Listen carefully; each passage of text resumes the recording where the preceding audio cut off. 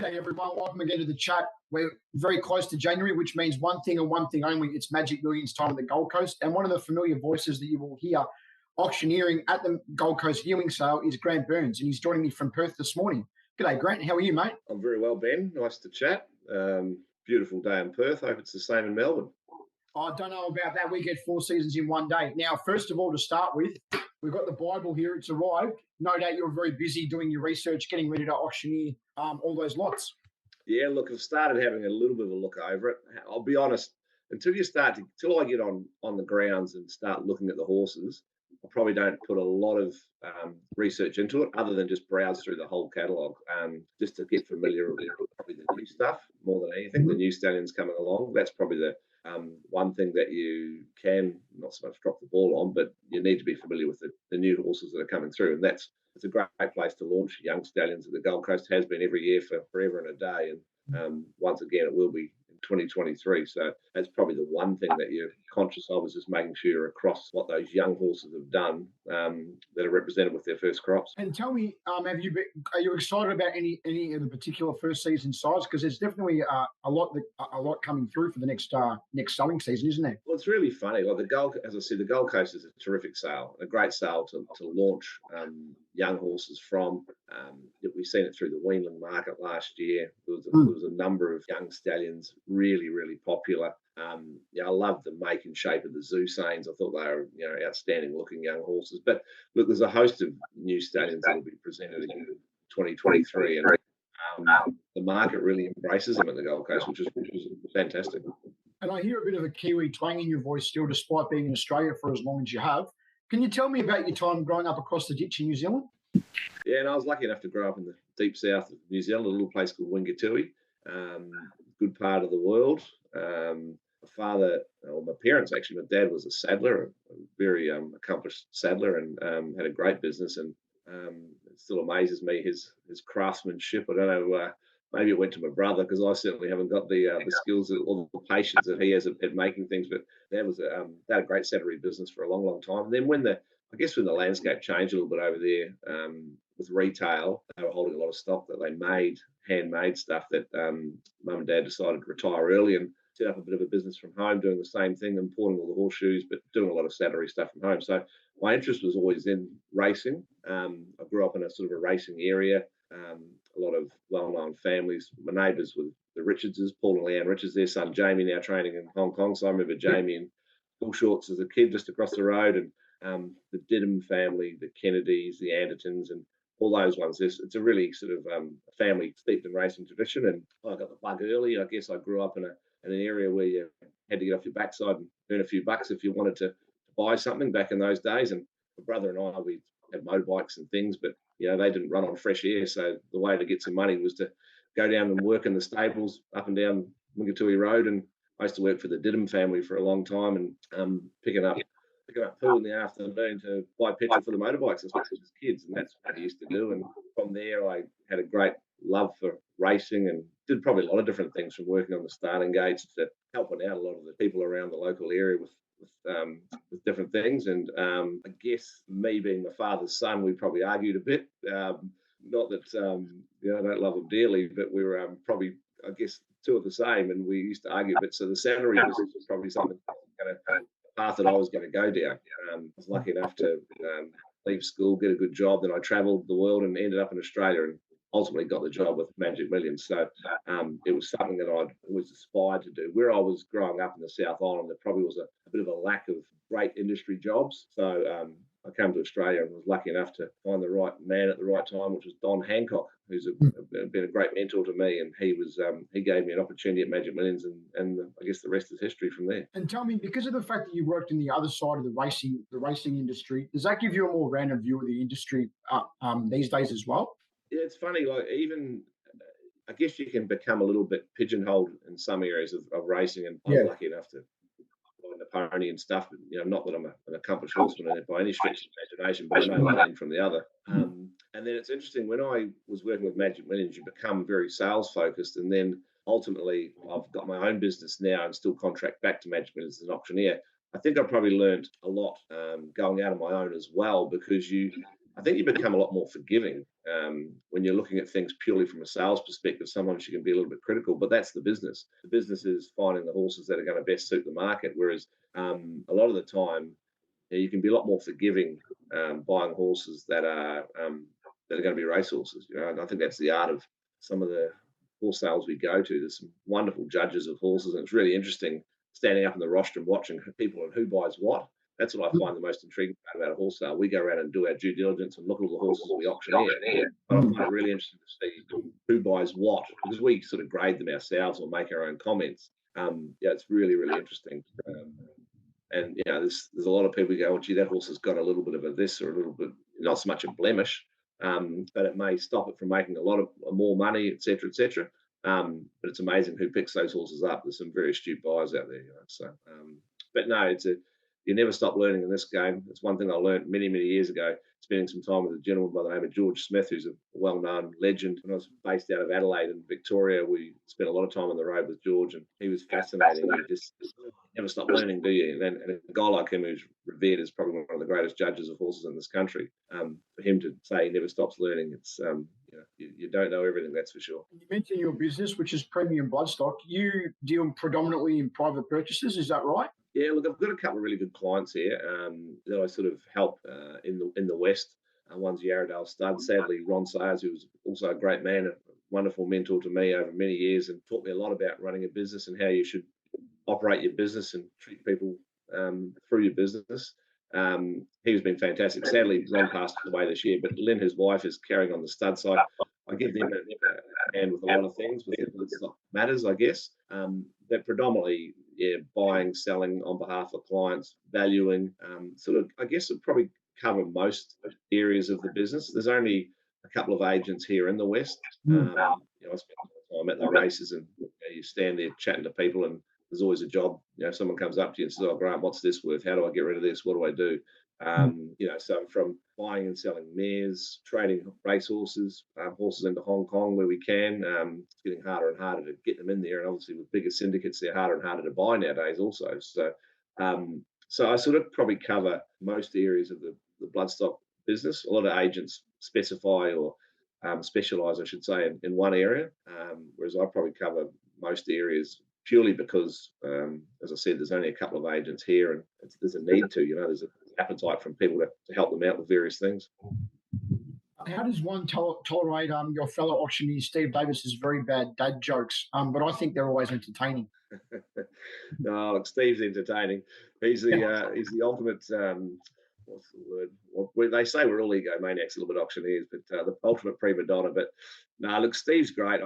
As much as he gets up there and he controls that rostrum, he's very giving of his time. Like he's got so much passion for the young people coming through. And whilst I'm not young, I probably started a little bit later as an auctioneer, but Steve's been a fantastic help to me. Like he really has. He's happy to help you. In my early days, he'd critique and sit down with you, and he does it with everybody. He's really keen to help grow the next bunch of auctioneers, which is something probably people may not realise about him. He's pretty giving of his time, and it's a real craft that he has excelled in, and he's arguably the best there is, and he certainly happy to impart his knowledge on to other people. It's not like he wants to be the best and look out everyone else. He's really happy to help grow other people. So I think that's something that, as much of a character as he is up on that podium and loves to control the rostrum and enjoys it greatly, he's pretty good to work with, I must admit. Like, he's very easy. We've got a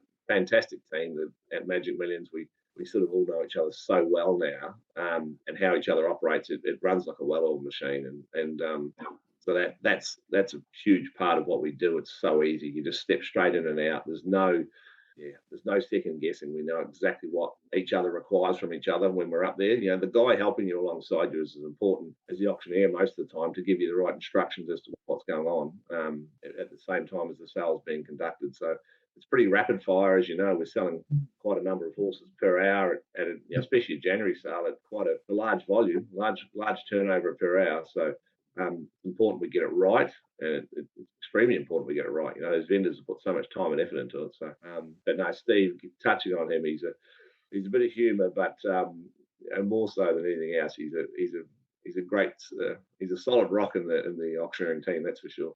And you talk about getting it right, Grant. Obviously, you mentioned before you have a look at what you're going to be selling when they're on the ground there. Is there what kind of other prep do you have to do? That's probably the most important thing, is just being aware of, and probably being aware of the market, being aware of where these horses are going to sit. Now, Mm. we're not going to walk in and say and value every horse and know exactly where they're going to fall in the market, but you've got Mm. to have some understanding, and I think that's really important. And you see that with auctioneers that are immersed in the industry full time versus the ones that maybe come in and just contract as auctioneers. I think there's quite a big difference between those that actually know the product. And if you're watching races, and a lot of the time you just sit there with the TV on, like I'm sitting there watching Hong Kong last night, and you're watching what this by that, what's it out of, what, et cetera, et cetera. You're just constantly learning. If you've got an interest in racing, you're going to never stop learning. And I think that's a really good important part of when you're standing on the rostrum, knowing the product. If you know whether it's going to fall into the market, you'll sell it to the best of your ability. But bearing in mind, these people that have bred these horses, it's been 2.5 years to get to that point. We're going to give them less than 120 seconds in the ring. They're going to get 2 minutes if they're lucky in the ring, and it's important that we get it right, because it's taken them 2.5 years for their 2 minutes of the grand final. So it's really important to do it right, and know exactly that product, and know the important parts. At the end of the day, we want to sell it and extract as much money as we can for the vendor. So that's the important part, and highlight the positives, or make it sell to its absolute full potential. But obviously, getting around to the vendors before you get up on the rostrum and talking to them and what they think it's worth, and getting a bit of an idea of that kind of stuff too is important as well. Yeah, no, most definitely. So obviously you look at the horse physically, Mm. it's the physicality of the horse matching up with the pedigree, and then Mm. obviously you chat to the vendor and find out where their expectations are. And then Mm. again, so you do all those pre-sale inspections. You go around and look at every horse that you're auctioneering. You probably look Mm. at others as well, but every horse you're auctioneering, have notes on it. And then probably the day of the auction, you'll go around and just wander through some of those vendors and say, everything good? How are we looking? Yeah, no, it's good. We're going good there with this, that. We might be struggling a little bit on this, so just bear in mind that might be a little bit harder. So you just, when the sales, especially the Gold Coast sale, when it's humming along, and as it does, once it gets going into a couple of hours on the first day, it just rolls, and it's important to keep that momentum going. Auctions are all about momentum, so you don't want to get bogged down in telling everyone, half brothers, cousins, sisters, whatever relation that had a trial the other day out the back of nowhere. You don't want to tell them that. It's no point. Some vendors will say, "Oh, there's a really good, relation, such and such. I did this the other day." Well, that's important sometimes. A lot of the time, you don't want to break momentum. It's really important to keep that momentum of the auction going. So that's where you've just got to feel your way. Talk to the vendors and over a long period of time, I've been doing it for a while now. The vendors know you, you know them, they know you're on the same page. It's a sort of a nod and a wink, and it's like, yeah, we're all good to go here. And you work out roughly where their values are, and it's fine. You just know where to pitch them, and you can sell them accordingly, and hopefully you sell them for above and beyond expectations. Where is the most exotic or interesting place you've auctioned in? I believe you were in South Africa, and that's all like a black tie event where the auctioneers wear a black tie. Is that right? Yeah, well, I've been lucky enough to do the Cape sale. I haven't, since COVID came about. I haven't done it. I did it in 2020, maybe. Yeah, 2020. That was the last time I was down there. Mm. Yeah, so I haven't been back to Cape Town. Basically, the Cape Town, which was Cape Thoroughbred Sales, was established as the second sales company down there in South Africa. They set up an auctioneering ring, I guess not dissimilar to the Magic Millions room, which was just a big room. It was in the convention centre, right in the heart of Cape Town. They bring the horses in, they have them in temporary stables out the back of the convention centre. They walk in at a black tie event. So it's laid out very similar to the Gold Coast with the tables and the dining as such, which is really interesting. I remember going back 15 years ago, everyone used to say, "Oh, the big shed at the Gold Coast, it's terrible, it's hot, and it's not the place everyone wants to go." Now you don't want to be anywhere else. It's fantastic.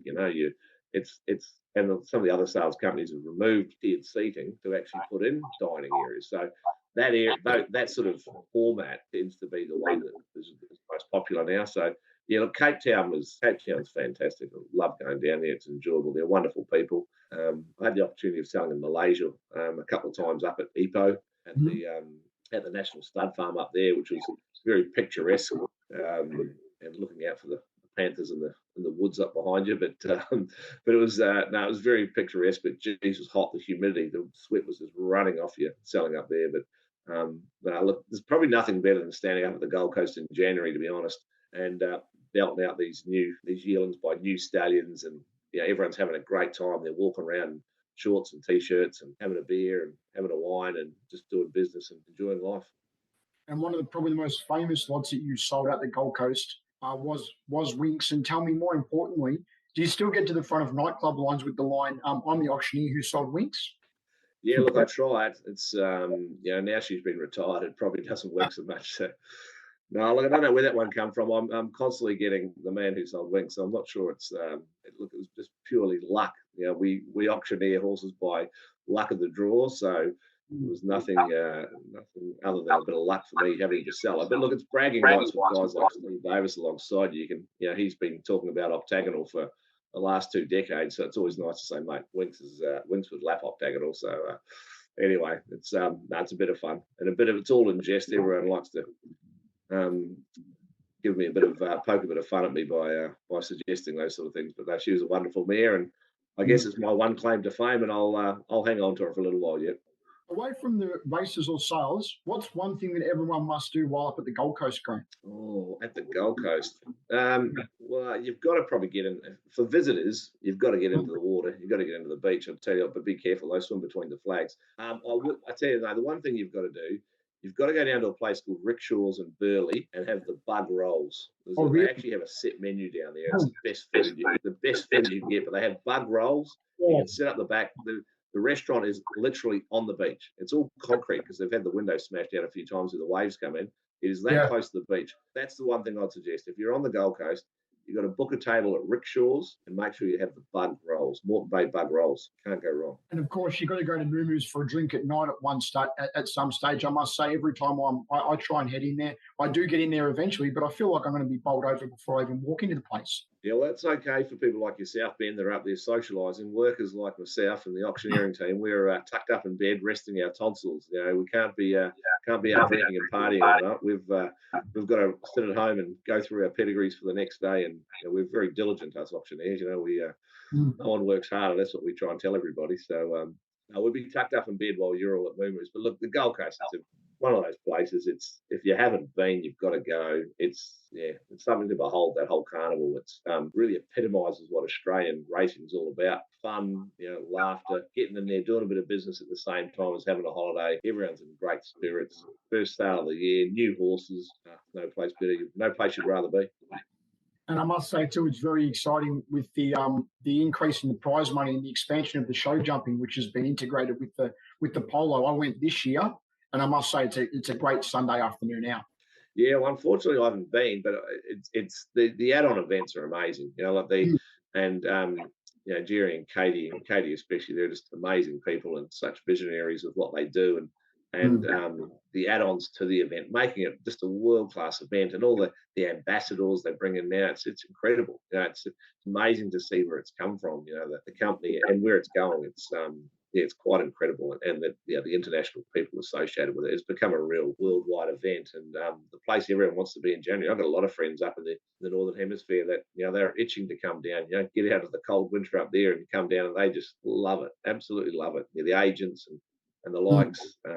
There's no place you'd rather be. That's for sure. You talked about when you were younger, you worked a wide different range of jobs. I read somewhere that you worked as a flour miller. Can you tell me about that? When I left, funnily enough, I left school and had a lot of mates that are plumbers, electricians, panel beaters, mechanics, all those sort of normal trades, the little town that we grew up in. I was lucky enough to get a job with a company called Defiance Food. They're an Australian company, Defiance Food Industries. They had bakeries, flour mills, big grain intakes. So I started off working for them, and over the period of time, I was probably with them 4 or 5 years, I think, and I actually learned how to mill flour. So I did it was London City. It was a trade qualification out of the UK. So I did my London City and Guilds qualification. So I'm not sure it's going to help me more nowadays, but you give me a few ton of wheat and I can turn it into flour and everything else for you if you want to. But I probably haven't got the machineries to do it. But it was a really interesting job. So I started off in the mill, making flour. Then I got into the coordinating all the production where we're buying grain, intaking grain off the farmers. And I guess it's really interesting when I met some years later, I went and travelled. I was lucky enough to travel, lived in the UK for 3 years and come back. And that's when I got into right into the horses, because I loved the horses throughout my whole life. And I just, as I said earlier, there wasn't a real avenue where I grew up to get right into it as such. So that's when I went to Australia, lucky enough to meet Don Hancock, who gave me a wonderful opportunity with Magic Millions, who I worked for a number of years before I went out on my own. But that background and probably dealing with farmers, clients that are actually growing a product, they're primary producers, like I guess horse vendors are, like horse breeders are. So, and I remember Don saying that, probably will hold you in good stead. The fact that you've had to deal with farmers growing grain that you're buying is no different than farmers growing sheep, cattle, horses to take to market. So there was similarities, albeit quite distant similarities. I guess that was something that held me in good stead going forward when I got into the horse game, just dealing with people that are primary producers as well. So it was an early part of my life that I really enjoyed. It was a great background, met a lot of good people in it, and then ultimately lucky enough to then travel and lived in the UK for 3 years and clowned around, and then came home and got serious, and here I am now. So. And just one last one, away from racing and bloodstock, what does Grant Burns like to do in his spare time, if you get any? Look, I've just, funnily enough, just gone and bought a few acres, which is interesting. I grew up on a little bit of land, so over in a little place called West Swan, which is just not far out of Perth, 20 or 30 minutes out of Perth. But look, I go racing nearly every Saturday, a lot of Wednesdays. I've got a young boy, young Harrison, who's about to turn 7. So in between getting him on this little quad bike, a little motorbike, and me out there thinking I'm still 18 on a motorbike as well, and playing around and building motorbike tracks and getting in the swimming pool this time of year, which is good. So, but now I've got a few acres to tidy up. So it's ride-on mower, whippersnipper, chainsaw. That's going to be the job for the next 12 or 18 months, I think, tidying the place up. But that's great. I try and spend as much time with the young fella and Lexi, and we've got some great friends that we spend a lot of time with. And in between following the mighty All Blacks, of course, I'll never not be an All Black supporter. They keep me on my toes. Don't worry. It's a bit of a frustrating time at the moment, but we're still in there with a chance. We're not going terrible, that's for sure. Grant Burns, thanks for joining me, and we'll see you at the Gold Coast in January. Look forward to it, Ben. Thanks for your time. Thank you.